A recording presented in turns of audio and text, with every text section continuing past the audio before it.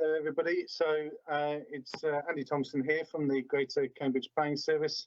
Phil Harker hasn't quite made it yet, but what I'm doing now is just collating and presenting some of the questions and hopefully gives some answers to some of the common things that have come out of consultation for the Phase 3A and the Phase 3B applications so far. I'll also answer some of the questions you've been submitting before the forum. So the important thing is we're extending the consultation period to the 14th of July for both applications. So please send your letters, emails, or comment through the website to us as soon as possible. So what will then happen, we'll be looking at all the comments we received and how we are going to respond to those. There will then potentially be further response and further information being provided. And depending on, because it's an environmental statement, there will be a formal further consultation. And we're looking at the moment a committee approximately to October, November time later this year. So as you've seen from the videos, we've got some good info. We've got two outline applications.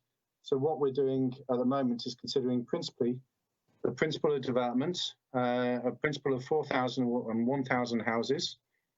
Looking at the evidence base, does that show that we can accommodate that level of development on those sites?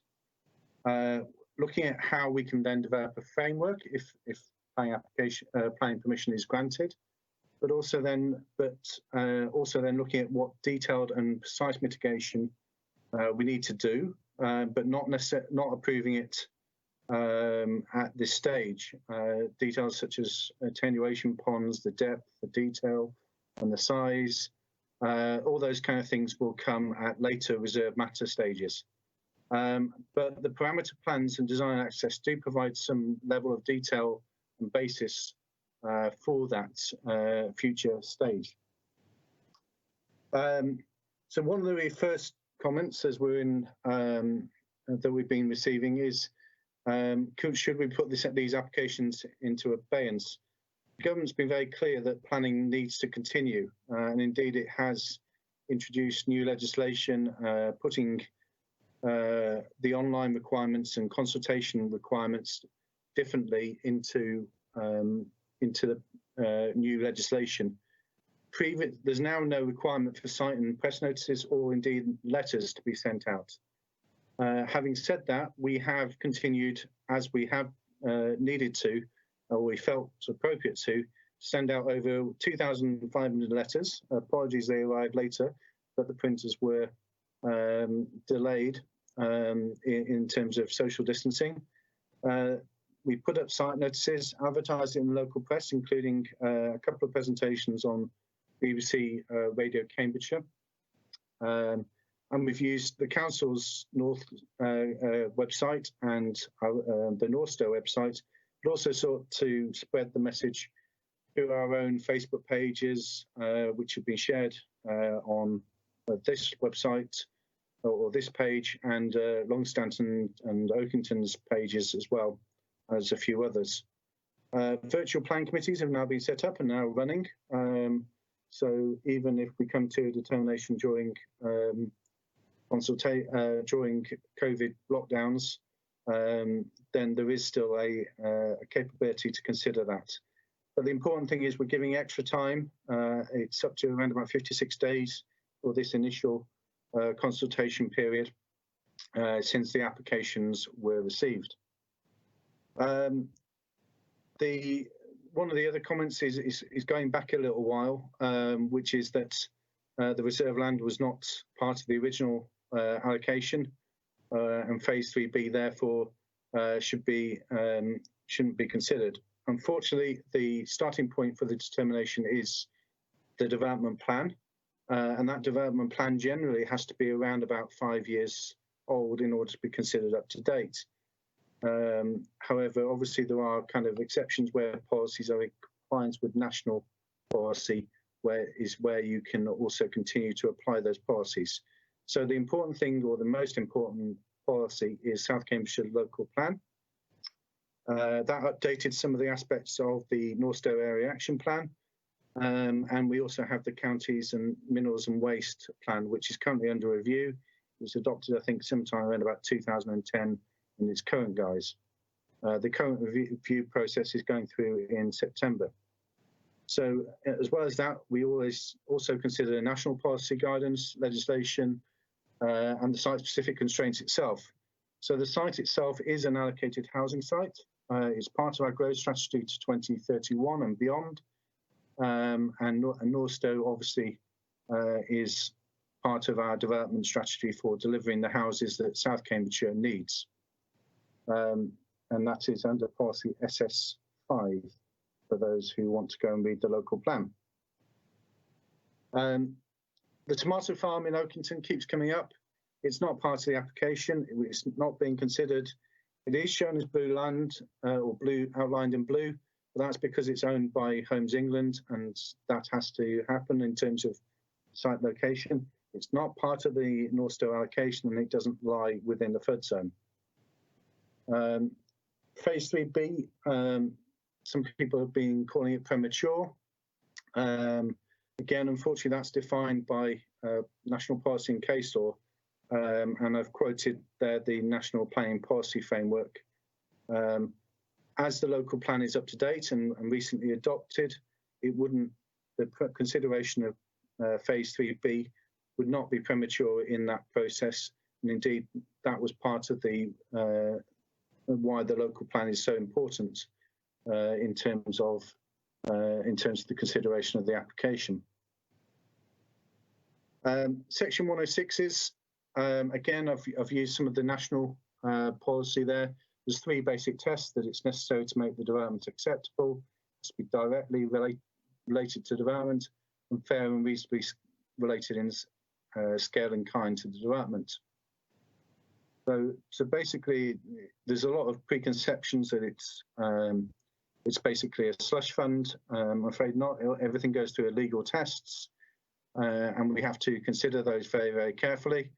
But based on the contributions so far, we have to look at, we've got contributions towards schools, sports facilities, community development, faith, ecology, and a whole range of other things. And affordable housing also comes into that section 106 discussions. So it's quite a complex area in itself, and it does take some time. And indeed, that's part of the discussion that will be ongoing. But just to give you an idea as well, Phase 1 delivered £30 million worth of infrastructure contributions, much towards transport and schools. And Phase 2 delivered £73 million in contributions.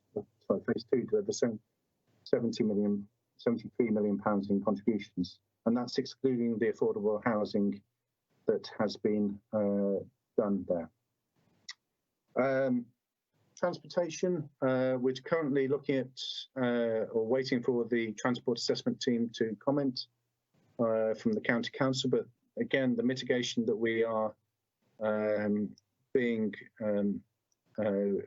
looking at, it will come from the county council primarily. Obviously, we'll look at what designs and aspects people are suggesting.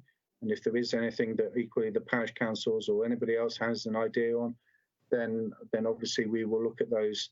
Certainly improving walking and cycling links are a big part of that solution. William Bypass, for those who were around in 2007, and from the comments I've received, there were quite a few.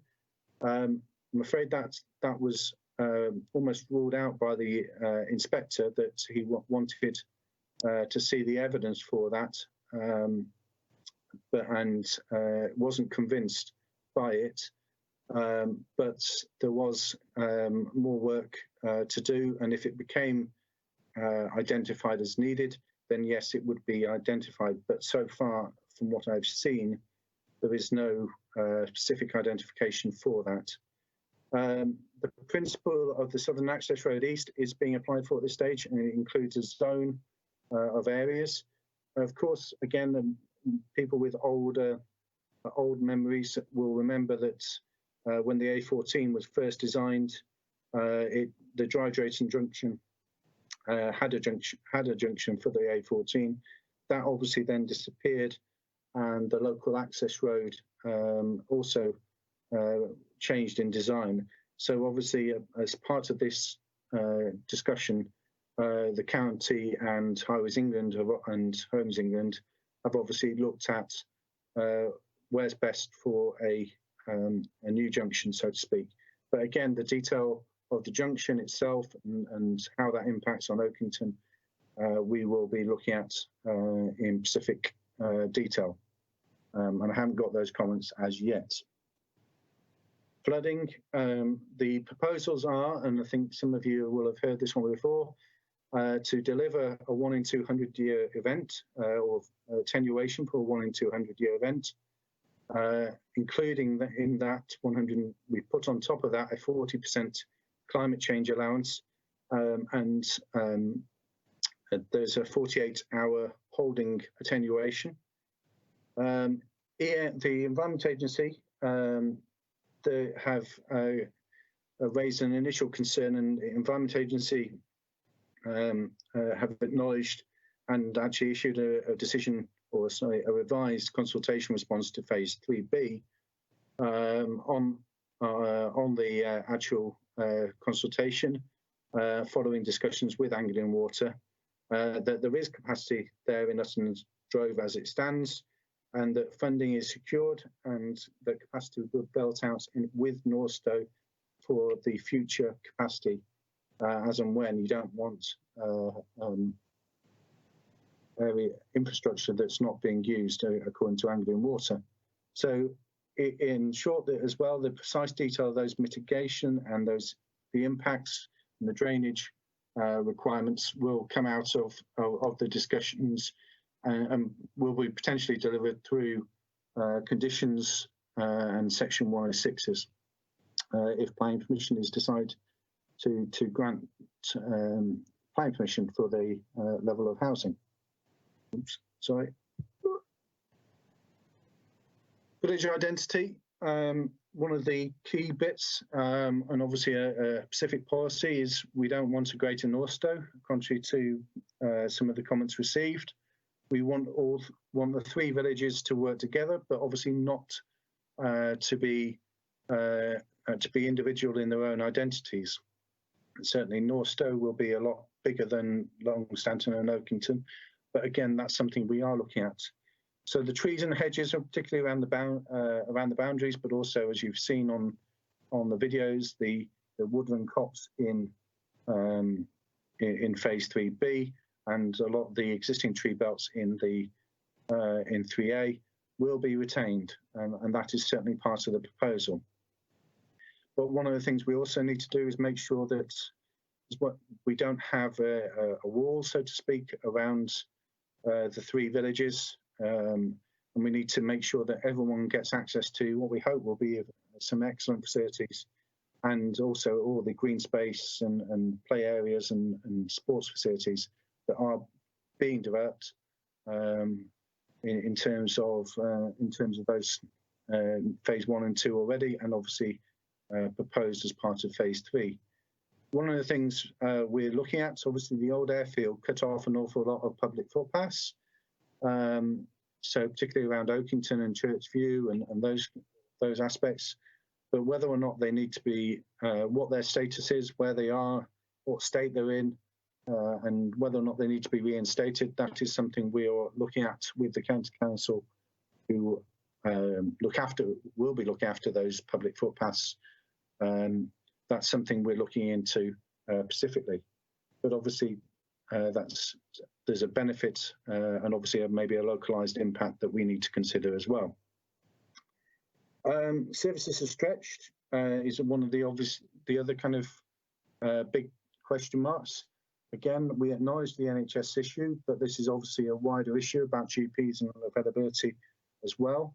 There's a lot of problems with GP access to services nationwide. But as you've already heard, phase 1 community buildings, the funding is committed from the council point of view, and obviously the Section 106 contributions, and design work is due to start very shortly. The phase 2 civic hub, the multi-million pound Section 106 payment has been received, and so work on the project itself has commenced. We approved the town centre strategy last week, which for Northstowe, and that is now we're anticipating the civic hub to be open in early 2023. And on top of that as well, the education campus is being built. Obviously, parts of the secondary school are open. And in terms of providing that health facilities that will be in the civic hub, we are obviously working with the NHS for the appropriate level of services and those aspects. So we will continue to welcome your comments. As I say, the first level of consultation ends on the 14th of July. We currently have 3 applications in, phase 3A and phase 3B, which we've gone through here. But also don't forget Digital Park. That application is tied into phase 3B, and the application reference is there. We are expecting, obviously, a presentation next on the agenda relating to Endurance Estates, but that hasn't been submitted formally as a planning application to us yet. And at that point, I will refer to any questions we've received or anything along those kind of lines, or any more that needs to be said in terms of updates. Thanks. Just share the screen so you can see the rest of the team sitting in the background. Thanks, Andrew. So, Dean, do you have additional written questions that you have to come back on? I haven't received anything specifically on phase 3, but we are watching the comments as they come in. There are some issues where we're going to be providing additional information around transport and the options we've looked at in relation to the Southern Access Road East, and also that issue around village identity and the green gap to Oakington and Longstanton. We feel there are 2 issues that we need to look at in a bit more detail and provide a bit of further explanation. So there will be some additional information in around a week or so that will kind of supplement the material that's already been submitted. So I'd suggest people look out for those if they're interested in those 2 particular issues. And how are you going to be getting the to people in terms of comms? So we will be submitting them to Andrew. They'll be made available on the planning portal, you know, the council's website, and we'll upload them onto the northstowe.com website as well, where there's also a phase 3 page with information, so people will be able to look at those specifically. I will make a mental note to do some social media as well to highlight those 2 documents when they're submitted. Okay, thank you.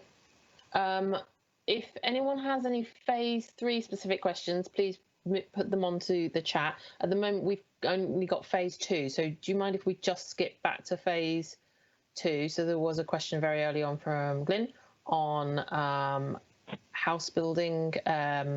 When will house building start and what is being done to mitigate the effects of noise and dust on local residents?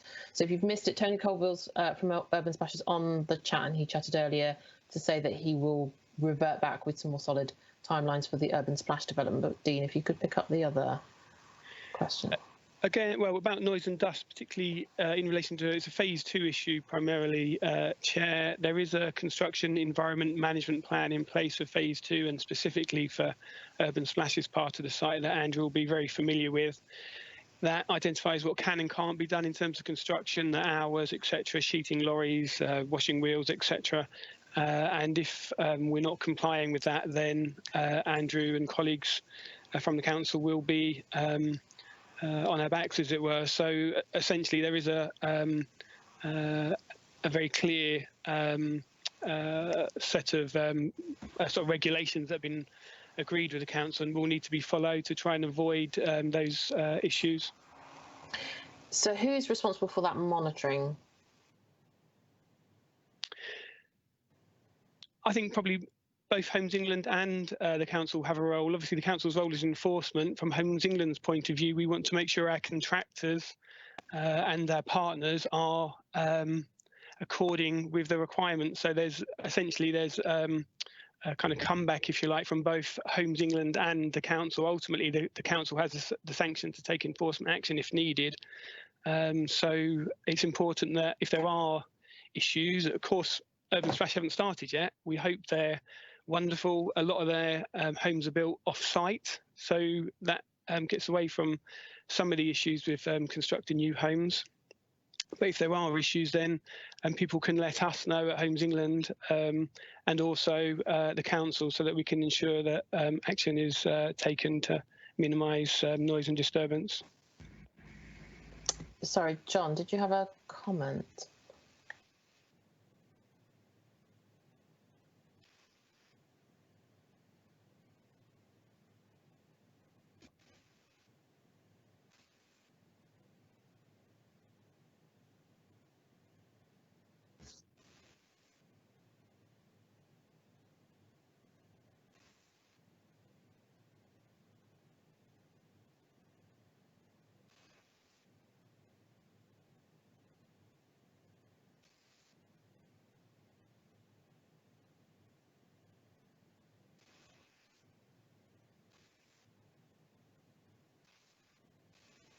Thanks, John.